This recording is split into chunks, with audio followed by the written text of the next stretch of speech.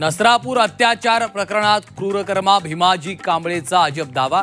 किरकोळ मारामारीसाठी अटक केल्याचं कोर्टात सांगितलं.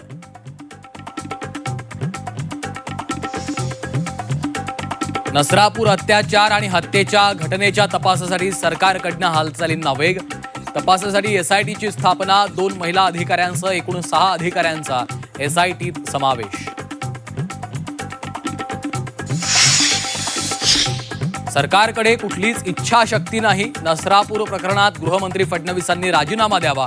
काँग्रेस प्रदेशाध्यक्ष हर्षवर्धन सपकाळ यांची मागणी.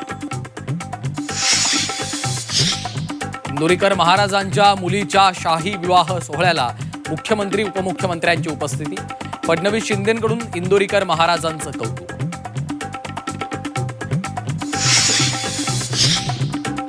अशोक खरात आता ईडीच्या जाळ्यात. खरातचा ताबा घेण्यासाठी ईडीचा पीएमएलए कोर्टात अर्ज. मनी लॉन्ड्रिंगच्या गुन्ह्यात खरातचा पाय खोलात.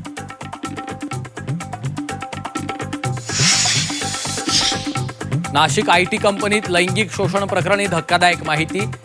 शिरखुर्मामधून गुंगीचे पदार्थ देऊन महिलांवर अत्याचार. महत्त्वाचे पुरावे एसआयटीच्या हाती.